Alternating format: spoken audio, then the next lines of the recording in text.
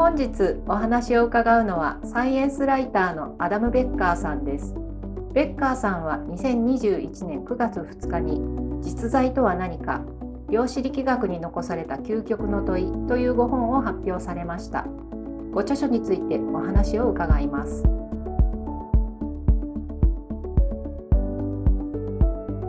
本書は量子力学の解釈をめぐり、物理学界の革新的な理論や仮説を発表した研究者たちの主張、生き様、対立や交友を綴ったサイエンスヒストリーの書ですが、本書を執筆するにあたり、ベッカーさんは40名以上の物理学者、哲学者、歴史家などにインタビューをされています。どうしてこのような対策を書く必要があるとお考えになったのでしょうか？I wrote the book because I was curious about these questions. I studied physics in university, and when I took my first quantum mechanics class, I really thought, all of these things that I've heard about quantum mechanics and all of these popular science books that I've been reading will finally make sense because, I didn't understand how it could work. And then when I learned the math of the theory, I learned, okay, this is how you use quantum mechanics, but what's going on in the theory? And got very unsatisfying answers to that question. And when I did more and more digging, I found stranger and stranger stories about, what people believed about quantum mechanics and why they believed it. And eventually I said, okay, well, someone must have written a book about this. I'd like to find that book so I can understand why people believe these things. And I couldn't find such a book. And eventually I realized that a book like that I had in mind didn't really exist. And then I thought, okay, well, maybe I can write a book like that. So that's why. But, if I wanted to do it, I wanted to do it right. And so I ended up interviewing a lot of people. 本書を通して量子力学を考える上で2つの大きな理論的な方向性を示されています。ニールス・ボーアの概念とそれを否定したアルベルト・アインシュタインの考え方です。前者はコペンハーゲン解釈と呼ばれ、昔は量子力学のいわゆる正統派な考え方とされていました。これに対してアインシュタインとそこから派生したボーム、エベレット、ベルなどの考え方があります。ボーアの考え方とそれ以外の考え方、結局どちらが正しいのでしょうか？ I think the Copenhagen interpretation, which is this idea that, we don't need to know what's going on in quantum physics. We can just say, we're going to use the theory and we don't have to worry about what it tells us about the world. I don't really even think that counts as an approach. It's just, sort of giving up on the problem and saying, coming up with some hand-waving explanation for why we don't need to care about what the theory tells us about the world, which just seems like a mistake to me and to many other physicists and philosophers. So I think Einstein's general idea about how to think about quantum physics was more correct, but he didn't come up with a specific way to think about quantum mechanics. He didn't come up with an interpretation. As you said, those interpretations were developed by people like David Bohm and Hugh Everett, and properties that all interpretations have to obey were developed by people like Jon Stewart Bell. I'm not sure that I have a favorite among those different ways, those different interpretations of quantum physics. I just think that it's a question that's worth pursuing. And so in that sense, I disagree strongly with the Copenhagen interpretation, which says, no, it's not an interesting question. It's not a useful question. It's not a worthwhile question. And it's not even a meaningful question. And I think that's just wrong. 本書の前半で量子力学が登場してからすでにおよそ100年が経過しており、サイエンスやテクノロジーの面で大きな影響を与え、我々の生活を大きく変えたにもかかわらず、それが実在性について何を告げているのか明らかになっていないと書かれています。すでに使われているのにその本質がわからないとはどういうことでしょうか？ Yeah, well, on the one hand, it means that you can get pretty good at using something without really understanding what it's telling you about the world, right? For example, you can get very good at driving a car without knowing what's going on in the engine of the car, right? Like, I know how to drive a car. I'm a reasonably good driver. I'm not, a great driver, but I'm a pretty good driver. But I don't really know that much about how a car works. I have a sort of a vague idea, of how an internal combustion engine works. But like, if the car breaks down, I can't fix it. I don't know how it works. I'm not a mechanic. So you don't have to be a mechanic to drive a car. You don't have to know what quantum physics is telling us about the world in order to use it to design, microchips and solar cells and superconductors and all those other wonderful things that quantum mechanics has made possible. おっしゃる通り、車の構造を知らなくても私たちは車を運転することができます。しかし、車の構造を完全に理解している人もいるから車を製造することができる。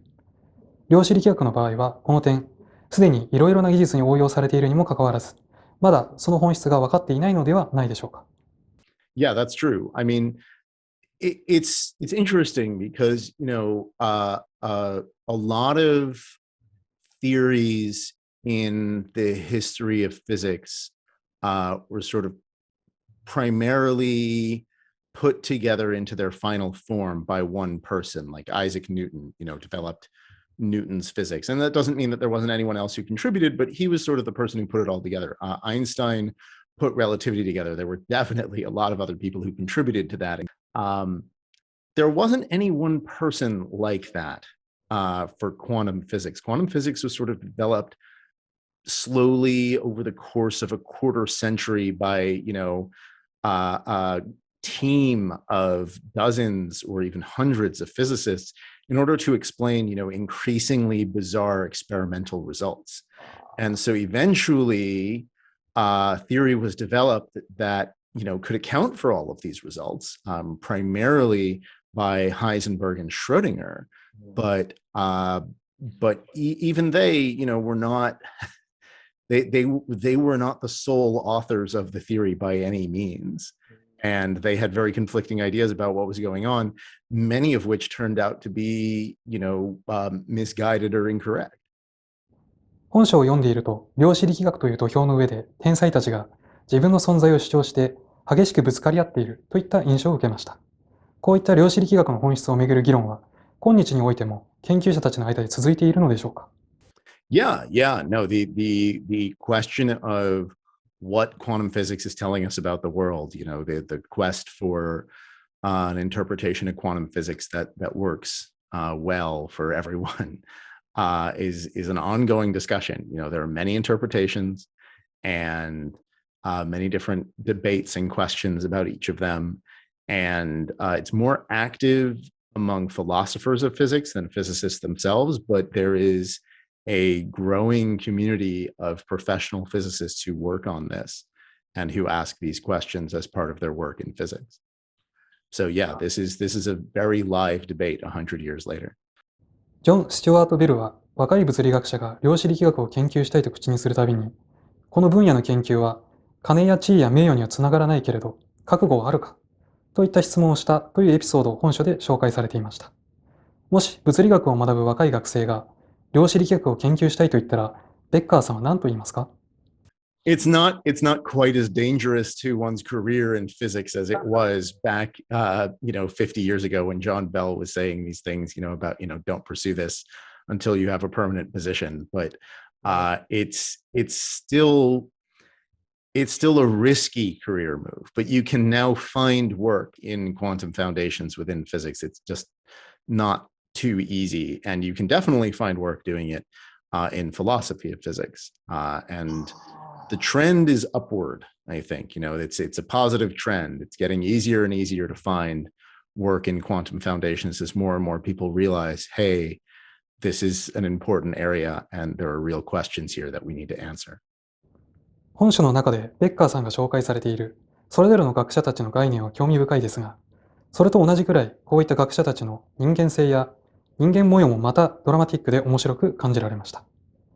非常に正義感が強く不器用なボームに対して、早くからお金をうまく稼いで、スキャンダラスな女性関係を楽しんだエベレットなどは、性格的にも対照的です。ベッカーさんは本書の中に登場する人物の中で、どなたに親近感をお感じになりましたか？ That's a good question. I mean, I'm tempted to say that I like them all, and I do. They're all just interesting people, and it's always interesting to sort of learn about these historical figures and get a sense of who they were. But I think I gotta say that my favorite is probably Jon Stewart Bell. He was a really interesting guy. He saw these problems in quantum physics, and he decided to sort of put them aside and then come back to them later.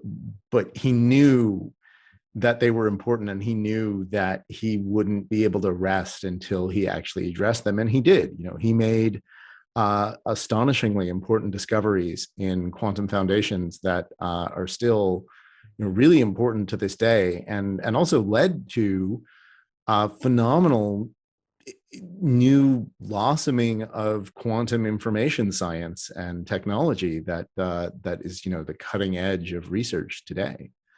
But in terms of his personal character, he just seems like he was a really interesting guy. He was very friendly, but very passionate about what he thought was right and wrong, and very funny. And also, his writing was so good, it felt like it was possible to get a sense of who he was just from reading what he wrote. この本を書くにあたり、およそ40名にインタビューされたということですが、本書の制作にはどれほどの時間をかけられたのでしょうか？ Yeah, I started thinking about the ideas back in college,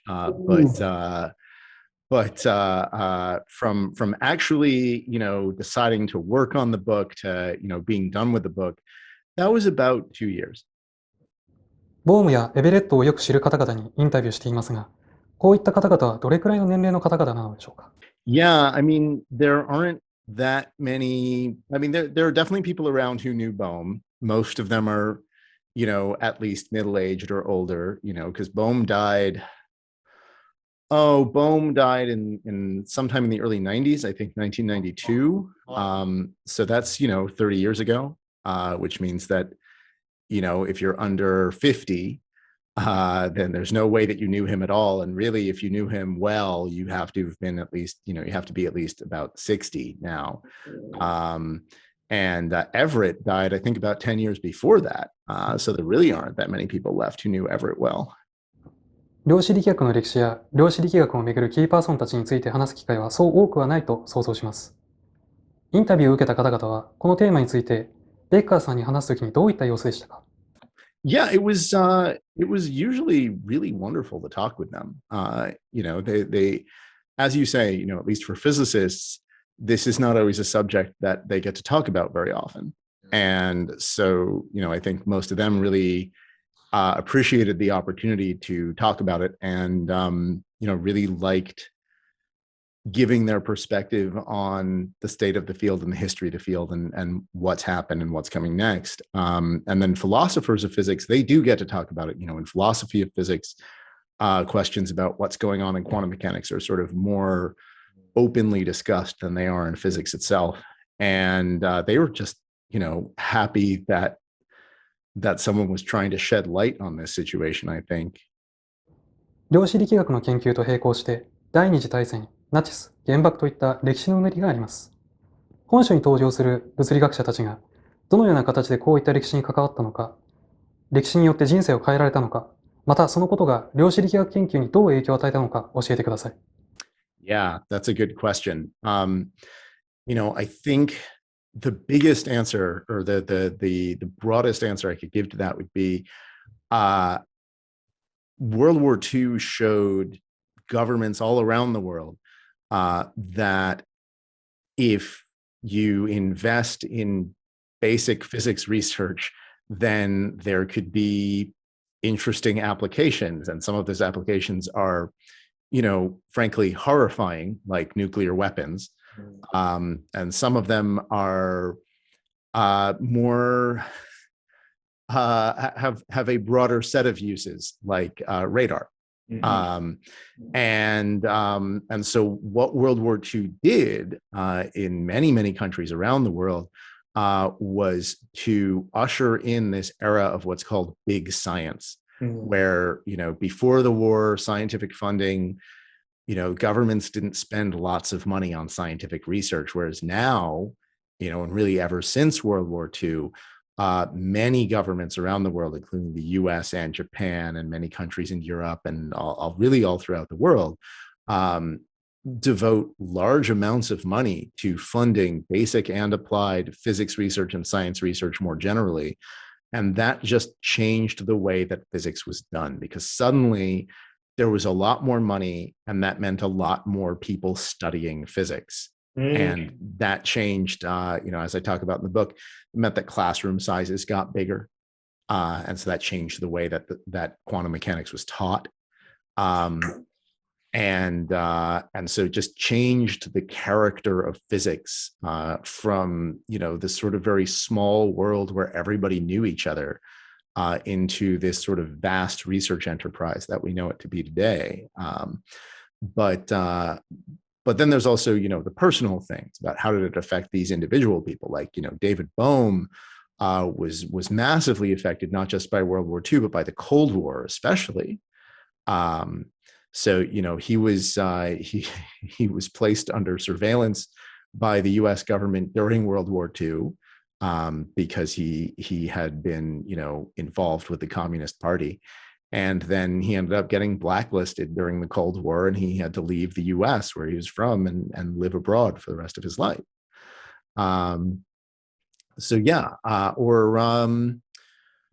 Or take a look at Hugh Everett, whose life, he was too young to be directly affected by World War II, but he was very affected by the Cold War.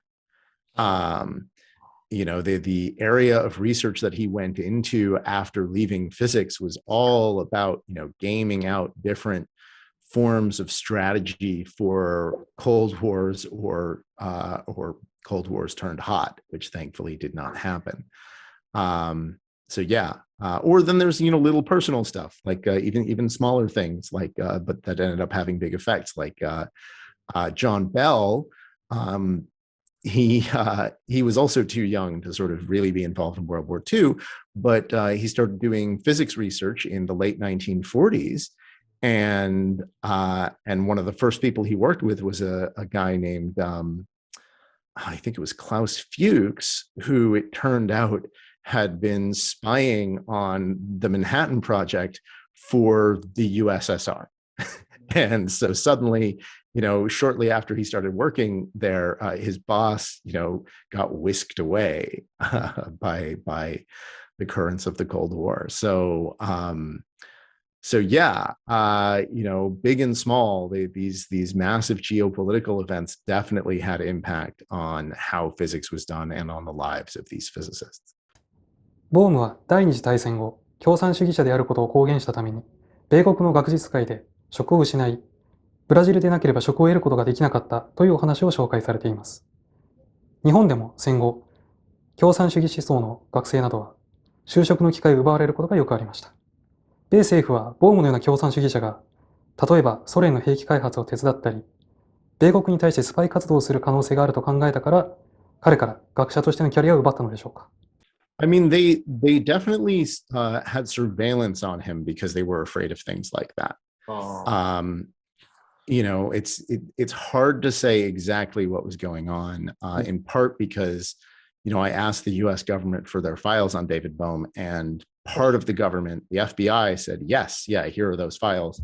And then the CIA said, no, we're not going to give you those files. So, but yeah, the FBI had surveillance on David Bohm during World War II. I think because they were afraid that he would pass, secrets about nuclear physics, which he was working on, to the Soviets. And then I think that is also part of why the US government, went after him in the late 1940s and early 1950s. And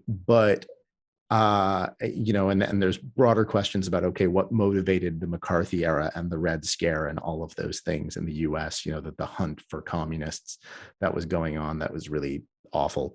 But ultimately the US government actually dropped charges against David Bohm. He's cleared of all charges because, he hadn't done anything wrong. It wasn't illegal for him to have been a member of the Communist Party, and he hadn't been spying. But he couldn't find work in the US anyway, not because the government had gone around saying, don't hire David Bohm directly, but there was this fear among all of the research establishments and many, many other kinds of employers in the US at the time that, having a communist working for you would look bad or could endanger what you're doing. And for physics departments in particular, this was right after World War II. Government funding was pouring into physics departments. A lot of that funding was coming from the Defense Department and other places like that. And so there was this worry that, if we employ people who are known to be communists, then, maybe our funding will go away. And more generally, it was a time of very heightened political tensions. And so David Bohm had a lot of trouble finding anywhere to work in the US, and that's why he had to leave. 本書を読んでいて、物理学の需要が強い一つの分野は戦争・軍事であるとも感じました。この流れは今後も続きますか？研究者というのは、自分の技術が凄まじい力を持つ兵器開発に使われることに関して、どういった感覚を持つものなのでしょうか？ That's a good question. There's definitely physicists who work in military fields today. If nothing else, the US and several other countries have nuclear weapons, and you're always going to need physicists if you want to have nuclear weapons, or even, nuclear power plants. Some of those are run by the military in different countries, and, you need physicists for that as well.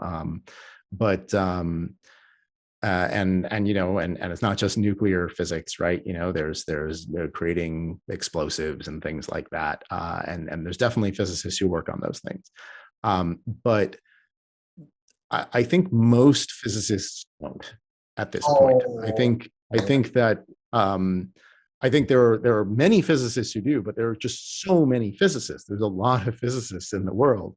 And I think during the Cold War, especially in the early parts of the Cold War, there were probably more physicists working for the military. But certainly now, there are definitely still physicists working on military technology, but there are more physicists who are not, and who are working on, other kinds of technological research or just pure research, without an eye toward applications, things like the foundations of quantum mechanics or cosmology, or astrophysics, or, any number of things, statistical physics. 本書の後半でベッカーさんは、哲学者は物理学を重視しているが、物理学者が哲学分野の教育を受けることは稀であると書かれています。これはなぜでしょうか？ Yeah, that's a good question. So, it's certainly true that physicists used to be more aware of philosophy, more conversant in philosophy. Einstein and Bohr and all of these other, big physicists from the beginning of the 20th century, 100 years ago, they all were pretty well versed in philosophy. It was sort of part of their education. I think part of it is just, the nature of higher education has changed a bit, where philosophy is less of a part of what we teach. And that's not necessarily a bad thing in and of itself. I'm not saying, yes, we need to go back to the way things were. I don't think that we do. I think by and large, these things change, and that's often for the best. But I think that in this case, it's really actually, again, in part due to those changes that I was talking about from, that resulted from the rise of big science after World War II. When the field gets that big, you have to spend lots and lots of time just teaching all of the different parts of what physics is. So, what you learn as a physics student now is just very different from what you learned 100 years ago. And part of that is that, physics is different. We know more. And part of that is not just that we know more, but that physics is sort of broader. There's many more different areas of physics that you're expected to be conversant in if you're going to get a degree in physics. And I also think that there is, and I think this also sort of more indirectly comes from the rise of big science, there is this idea that somehow the sciences, science, technology, engineering, that these areas are somehow better or more important than the fields that are known as the humanities, philosophy, history, languages. I think that part of that is that, because you can use the sciences and math and whatnot to make money more easily, there's this sense that they're more valuable, but I just don't think that's correct. And yet it's pretty easy to sort of, I think, go through life thinking, oh, the humanities, there's not that much that's important there. I don't need to know that much about history. I don't need to know that much about philosophy. That's not important for what I do in my job. And I think that that's usually a mistake. And the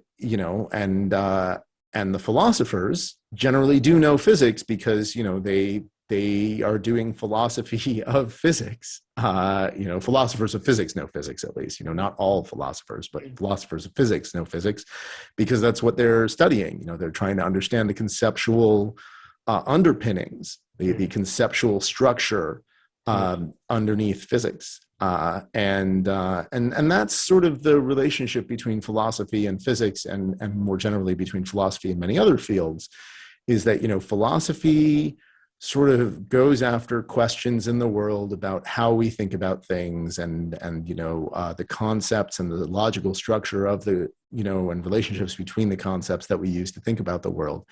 And that often leads to new fields sort of appearing and sort of spinning off from philosophy. So, physics, physicists, scientists of all stripes used to be called natural philosophers. Physics, the first book called Physics, the first physics textbook, was written by the philosopher Aristotle. Or at least one of the first. I think that's where the word comes from in any event. And then once the field sort of matures, it kind of spins off from philosophy. And so physics did that a long time ago. But many other fields, like say linguistics or cognitive science, are both fields that, sort of came off of philosophy in the last, 75 or 100 years, not that long ago. Or even logic and computer science, those sort of spun off from math, but also from philosophy. And so I think, philosophy has this strange relationship to many fields where, it's sort of where many other fields originally came from historically. And it still goes after the conceptual foundations of those fields. ベッカーさんは哲学と物理を学んだサイエンスライターですが、第二次大戦後、あらゆる分野で研究が専門化してしまい、広くいろんなことを知っている研究者が減っていることについてご懸念を書かれています。今後、研究者たちが広くいろんな分野のことを学んでいく教育環境というものが確立していくとご想像されますか？それとも、ますます細分化され、専門領域に特化していくのでしょうか？ I think I don't know. I think it's a question of what we want. There's nothing inevitable. They could keep subdividing, or we could work to try to keep that from happening. And then the question is, how do we do that? And I don't know the answer, but I think certainly knowing the history of the questions that people go after in different fields is important. And I think, telling those stories and impressing the importance upon people of those stories is one way to go after this problem, because I do think it is a problem. I think it's important for people in different fields to talk to each other. And also, there's a practical perspective there as well. Historically, people who go between different fields or different parts of different fields will learn things and find out things that other people don't know, and can use those things to make great discoveries. Even within physics, this is true. There was there was a great physicist in the second half of the 20th century named Ken Wilson. And Ken Wilson won the Nobel Prize for work in an area called renormalization. And he did that work because, in physics, one of the big divides is between people who do particle physics and people who do statistical or condensed matter physics.